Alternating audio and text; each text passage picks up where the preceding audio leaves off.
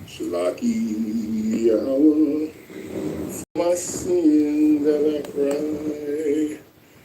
Baba Kashai Yahawa, for a all the time. Call the Lord Yahawa, Bahasham Yahawashi, Wada Yahawa, for the akim that you supply. Wada Yahawa, for the aqua that comply. Call the Lord Yahawa, Bahasham Yahawashi, Yahawa, for your mercy all the time.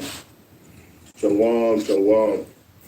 It's your brother Obadiah, Canaan, coming to you this evening, of course, with a lesson that the Most High welled up in my spirit to bring forth at this particular time. And it's a headbanger for a lot of people who are in this truth, and for those who can see the truth, but they're not in the truth. They can see it, but they're not in it. So they're kind of,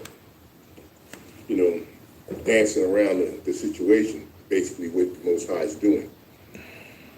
We're going to talk about today, and the topic is Yahawaah. All right, Yahawaah Bahasham Yahawashi implemented spiritual psychosis on, and of course, exclamation point, and double question mark on who all he put it on, which we can clearly see it's permeated upon everything for the most part, as far as all his humanistic creation.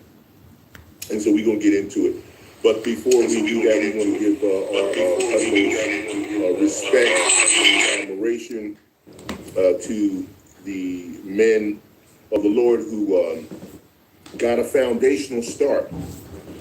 Even though it was a little rocky in the beginning coming out of One West, and those men that are left who are diligently trying to stay detached to the truth, and those apostles are a great millstone, and we don't have to name the names because we know who they are.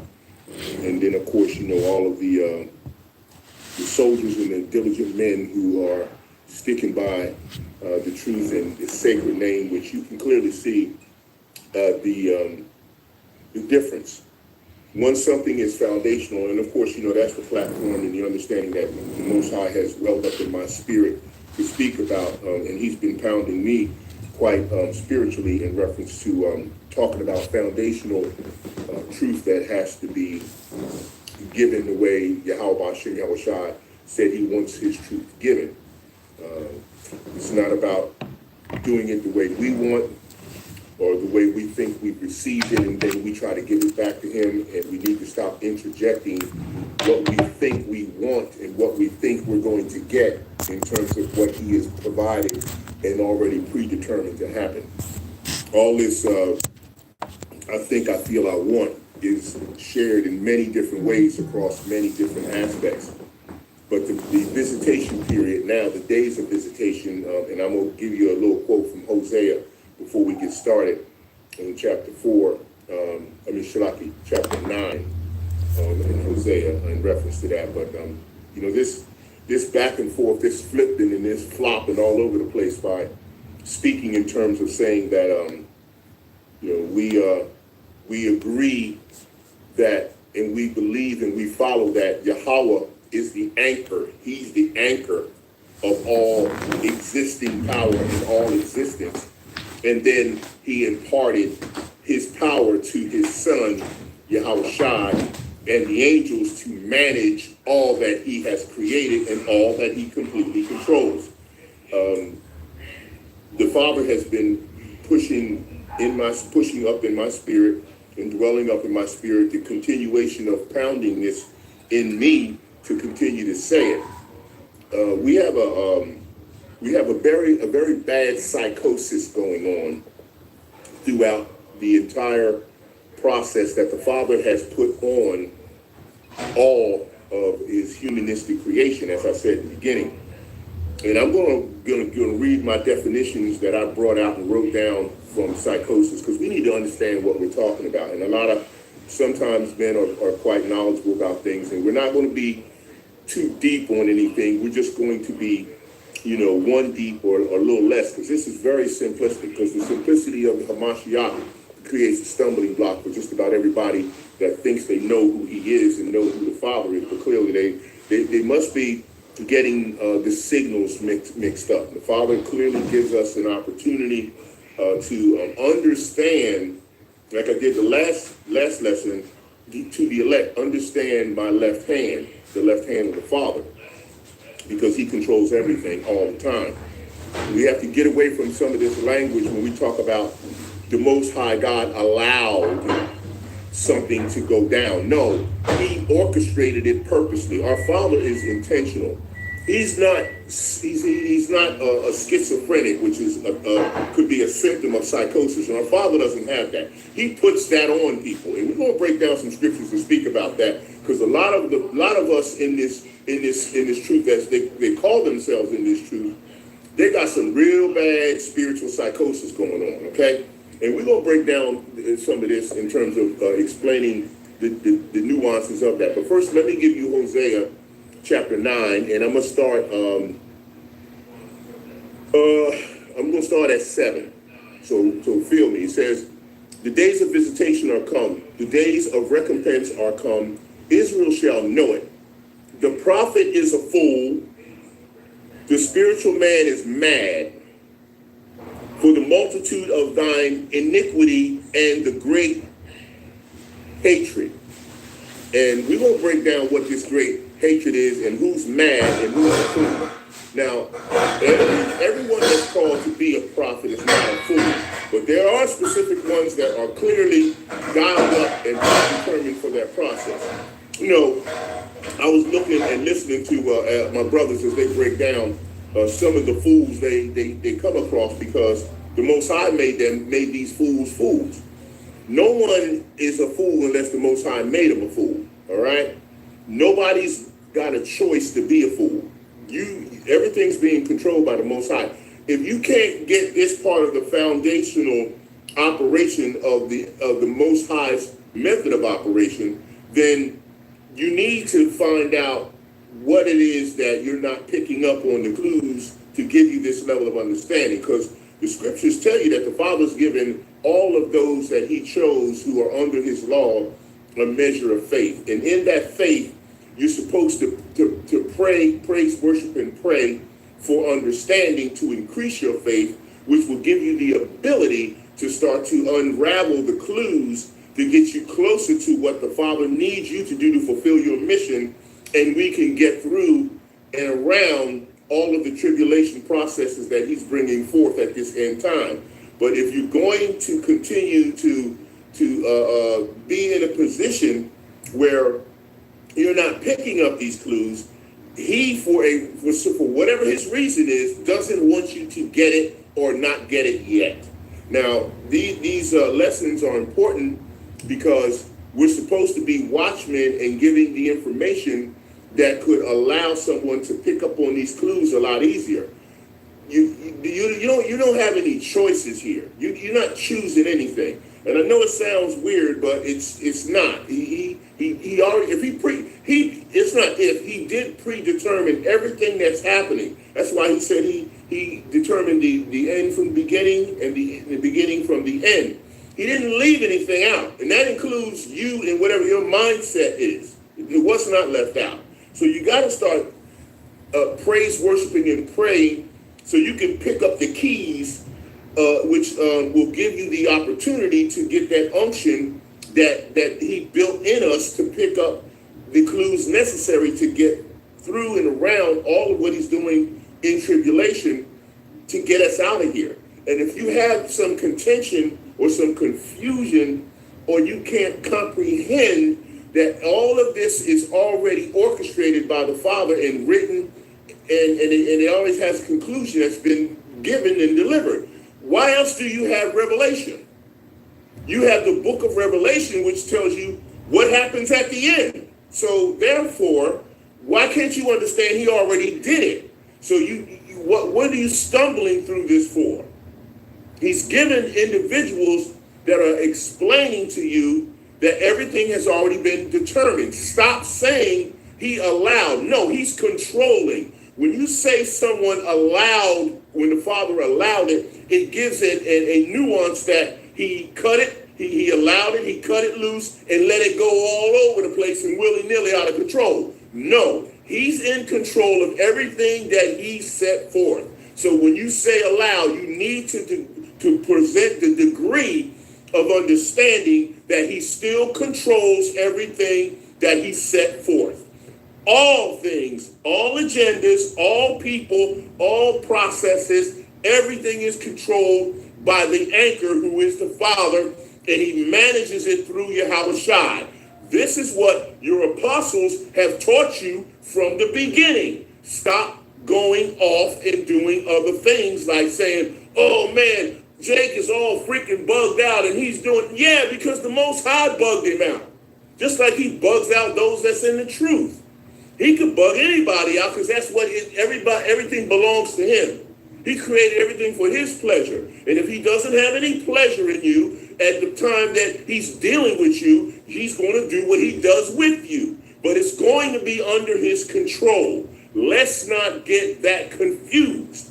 You need to start speaking from a foundational, stable platform, not unstable. Don't we always say that wisdom and knowledge is the stability of this time? Well, how the hell are you stable when you flip-flop back and forth talking about one time Esau got this, Esau gonna do this, they gonna do this, Jake gonna do that? No, the Father's doing all of it.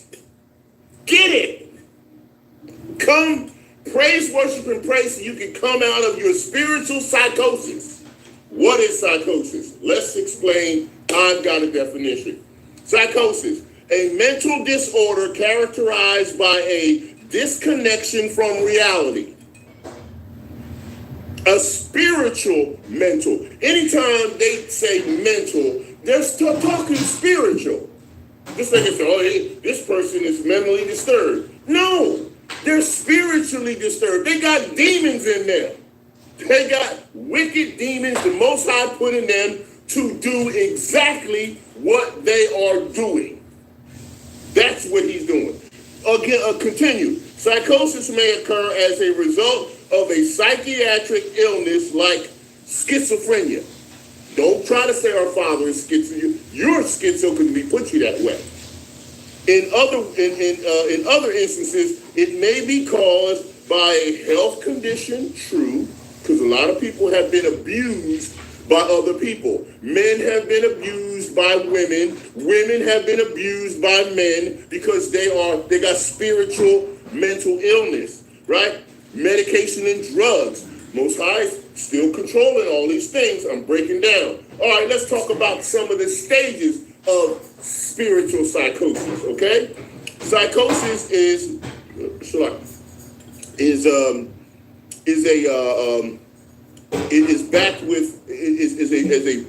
a process of being out of reality, but you think you're not out of reality, right? Where the thoughts and the perceptions of a person become disrupted. These changes happen gradually, typically in 3 phases. 1, the first phase is an early phase, okay? The second phase is an acute phase. And the third phase is supposed to be a recovery phase. This is the definition that Esau's breaking down from his carnality-based mental perspective, from his pseudoscience, as well as him being a physician of no value. He's getting all his knowledge because all knowledge comes from the Most High. He's just allowed. Now, when I say allowed, I'm saying he is controlled by the Most High with a measure of performing this process in and around the definition of psychosis. That's the allowable process. When you want to say allow, you need to explain the level of allowing that the Father's giving. Don't just blanket, oh, he allowed wicked to be. No, He's controlling the wickedness. You got to use words in context that support the truth, not babble and not confusion. Okay? Warning signs of psychosis. Things around them seem changed in some way. 2, rapid speech that is difficult to interpret, like that motorboat babbling crap, and also people who keep talking too fast and you can't understand shit they saying. Okay? Number 3, irrational statements. All right? Number 4, extreme preoccupation with false belief systems or with an occult. Usually, this is a new change in that person. Okay? 5, peculiar use of words or odd language structures. Get a lot of people who do that. They come up and they make stuff up when they read supposedly the truth, and then they interject what they think they're going to acquire. Okay? That's a whole lot of peculiar crap they got going on. And that's delusional, which means they're suffering from some similitude of spiritual psychosis that the Most High put on them. He put it on them because he controls all things. I was looking and listening, Elder Manat Zakba was doing a lesson on the this dude, I don't know where he come from, agent, whatever. He ain't provocateur. He's just anyway, some KD pork belly babbler and his pork belly army talking some crap about he's whatever King David. I mean, just see that you can see he is pure spiritual psychosis, and he's a demon on top of being spiritually psychotic. Okay. So he got hardcore spiritual psychosis on him, and him being a KD big pork belly babbler and all his pork belly army, they all got the psychosis on them. It's just like a disease on them. But the Most High did it, and it's okay, and it's all right to cite it, but you don't have to harp on it. You don't have to get all over it because the Father did it. He does it all. He's covering all this stuff. So if he's doing psychosis on people, then what are you going to do about it? What are you going to say? You got a problem with the way he's doing what he's doing? Okay? You try to get in his way, and you can't, but try to and see what happens. See how fast he tightens up those who gets in his way or don't pick up his clues. You get abused, and if you really stop picking up his clues, you will lose. That's what the Father is saying, not me. Okay? So don't get it twisted. All right, so we're going to break down a couple more scriptures, but we're going to bring some evidence forward about how the Most High puts psychosis on people. As I said, Hosea chapter 9, verse 7, the days of visitation are come, and the days of recompense are come. Israel shall know it. Did it say the rest of the world? No, it said Israel will know it. Okay? The prophet is a fool. We saw the KD pork belly babbler. We see how he's a fool. Okay, the spiritual man is mad. You see a lot of guys who go around and all they do is they know the sacred name that is Yahawah and Yahawashi, but they still say JC and they say Christ and they come up with all these other spiritually psychosis type names like Yahshua and Yahweh and Ahayas and all this other crap because Father put psychosis on them. Okay? All right? For the multitude of thine iniquity and the great hatred, the watchman of Ephraim was with my power, Yahawah, but the prophet is a snare of a fowler in all his ways and hatred in the house of Yahawah. They have deeply corrupted themselves. Now, when he says they deeply corrupted themselves, I'm not going to walk past that because when you hear that, sometimes you say, "Oh, they did it on themselves." No, how they deeply corrupted themselves is they're not picking up the understanding from the unction that's within them, which the spirit that has been put in them by Yahawah Bahasham Yahawashi is supposed to marry up with the spirit that is of the Yahawaah Bahasham Yahawashi. And then through your praise, worship, and prayer, you get a chance to do what? You get a chance to ask the Father through your praise, worship, and prayer, but of course it's wrapped in repentance, that can he relieve your mindset so that you can pick up these clues a little more effectively and be in the spirit more consistently, his spirit, and then in turn, you won't be corrupting yourselves and you'll be moving forward in the truth, okay? So they have deeply not understood how to solve the clues through the unction of Bahasham, Yahawashi's Holy Spirit that goes to you, okay? Just giving you definitely, clearing it up themselves as in the days of Gilead. Therefore, he will remember their iniquity and he shall visit their sins, right? So we have to understand that there's nothing that happens that the Father does not have complete control of. If we're going to continue to teach and preach, foundationally we need to come off of the platform that Yahawah is in control of everything he created.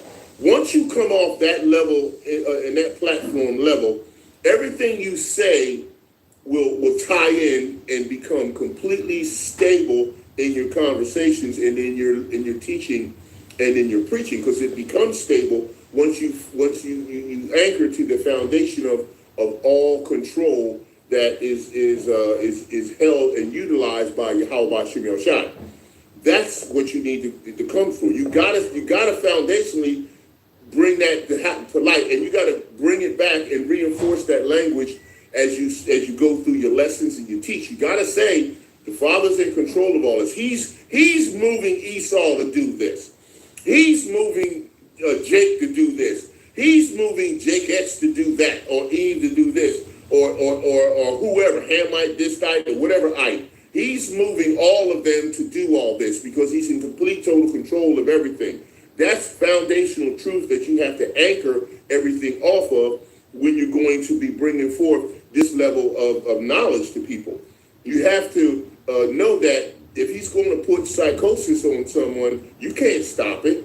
Why would you want to? This is how we get out of here. You know it has to go so bad, as he had me say over and over again. It's going to get so bad that the demons don't even want to be here. Now, how bad is that going to be? So are you bucking up against that coming? You always say, and I hear a lot of people say, oh, we can't wait for the Lord's day. We can't wait till Jacob's trouble finally kicks in and is over with.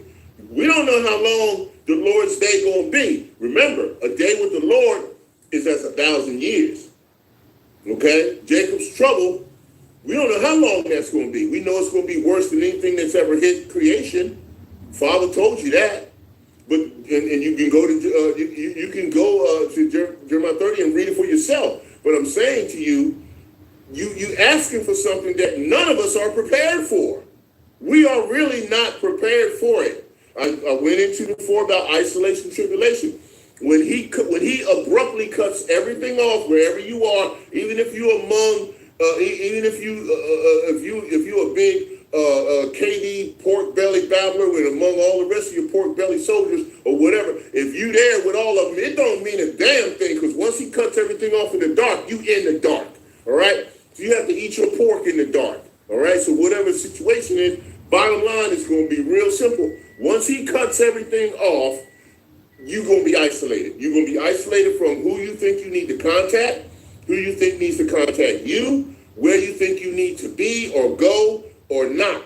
You're going to be where you are, and you're going to be in the dark, even if it's in the daytime. Tell me you're ready for that. No, you're not. And if you say you are, you a damn liar, because you know you ain't ready. I know I'm not. No one else is ready. We're trying to get ready for it. That's what we're doing. But one of the foundational ways to get ready is to understand that Yahawah, the Father, controls absolutely everything, including Yahawashi, the angels, and them all. They all have to get the source of power from Yahawah. When you going to confess that? Where's the testimony for that situation? You're going to need it. Okay, let's go into the scriptures more deeply, and let's talk about some of the spiritual psychosis that was implemented on creation, man in particular, and others, by Yahawah, Bahasham, Yahawashi. Okay, let's get to that, all right? First place we going to go is a good place. Let's go to Daniel. We're going to go to the book of Daniel, because that's a good place to start. You can see how far individuals and how smart individuals are in reference to this. And then we got another place to go after that. We're going to Daniel chapter 4. Y'all probably know what I'm going to talk about. We're going to talk about Nebuchadnezzar. That's right. The same demon that people don't understand when they call someone by the name of Lucifer. It's not the spiritual demon Satan. It's this dude right here. Okay? So let's not get it twisted.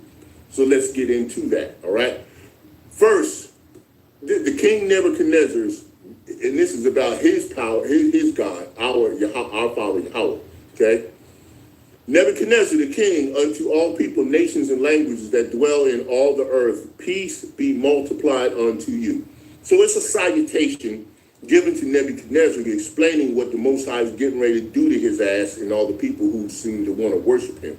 All right? I thought it good to show the signs and wonders that the high God hath wrought toward me. See, this is Nebuchadnezzar trying to explain that he understands the Father put spiritual psychosis on his ass and drove him mad. We're going to get into it, right? How great are his signs and how mighty are his wonders. His kingdom is an everlasting kingdom, and his dominion is from generation to generation. You know it's talking about the Most High Yahawah Bahasham Yahawashi.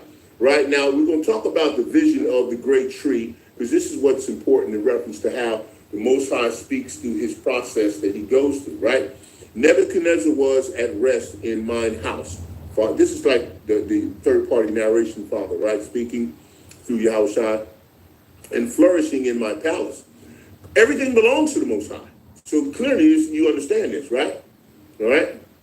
As I saw a dream which made me afraid, and the thoughts upon my bed, and the visions of my head troubled me. 6, therefore made I a decree to bring in all the wise men of Babylon before me, that they might make known unto me the interpretation of the dream. Then came in the magicians, the astrologers, the Chaldeans, and the soothsayers, and I told the dream before them, but they did not make known unto me the interpretation thereof. Okay, why? Now you notice he brought in all the mess, all of what he created, all the ones he bugged out. Now take this into consideration. The Most High brought in them all. The magicians, he bugged them the hell out, right? Yeah, you see that in the world. Astrologers, they're bugged out now. The astrology that we had is not the same thing you have now. They're bugged the hell out. The Chaldeans, well, we know they've been bugged out from the beginning of the world, which most of them are. And the soothsayers, and the false prophets, and the people who think that they got the word and they think they got it right. And he bugged them all out. Now, what are they going to try to do? Explain the Most High. Just like we got right now. We got a lot of people, right, that they learn the truth, supposedly, from the men who were set up to distribute the truth, from diligently obeying the sacred name and obeying the sacred word and obeying the way it's supposed to be done. Now, even amongst us and those who strive to be as accurate as we can, the Most High still got some things that are spiritually blocked on a lot of us, because no one has all the truth in terms of what is going to happen once we get completely into the kingdom. Nobody has that. We've heard them say before, what are we going to look like and be exactly like, and what will the bodies exactly be made like when we get to the new kingdom? What substance will they be made of? We don't know that. Okay? There's other nuances. Will we all have chariots? Will we have will I have a whole 5 or 6 chariots I could roll with? And will my family and my kids and everyone have their own chariot to ride in? We don't know that.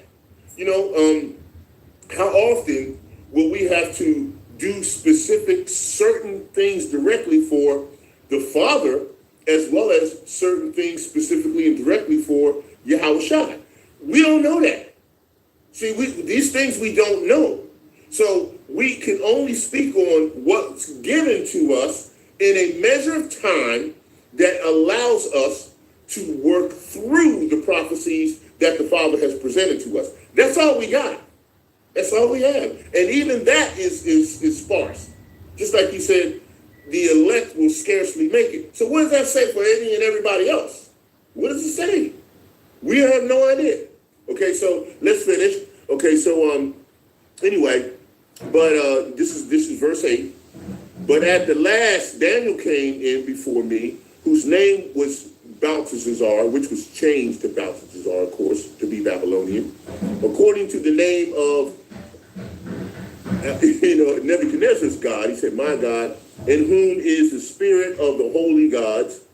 And before him I told the dream, saying, O Belteshazzar, master of the magicians, because I know that the spirit of the holy gods, see he's naming holy gods, is in thee, and no secret troubleth thee. Tell me the vision of my dream, that I may see, that I have seen, and the interpretation thereof. Verse 10, thus were the visions of mine head in my bed. I saw, and behold, a tree in the midst of the earth, and the height thereof was great. The tree grew and was strong, and the height thereof reached unto heaven, and the sight thereof to the end of all the earth. Okay, so clearly we know he's going to explain this. I don't have to explain it. I've read it, but it's not my job when the Bible explains itself. So let's continue to read. 12. The leaves thereof were fair, and the fruit thereof much, and in it was meat for all. The beasts of the field had shadow under it, and the fowls of heaven dwelt in burrows thereof, and all flesh was fed of it. Now, interesting. Isn't that very interesting? Okay? I saw in the vision of my head upon my bed, and behold, a watcher and a holy one came down from heaven. He cried aloud and said, thus, hew down the tree and cut off the branches, shake off the leaves and scatter his fruit. Let the beasts get away from under it, and the fowls from the branches. Nevertheless, leave the stump of his root in the earth, even with a band of iron and brass, in the tender grass of the field, and let it be wet with the dew of heaven, and let his portion be with the beast in the grass of the earth. Okay, 16. Let his heart be changed from man's, and let a beast's heart be given unto him, and let 7 times pass over him. Okay, this matter is by the decree of the watchers, which were the angels, and the demand by the word of the holy ones, to the intent that the living may know that the Most High ruleth in the kingdom of men, and giveth it to whomever he will, and sitteth upon over it the beast of men, the basis of men. Okay? So, we always read that scripture, but do we really understand what that means?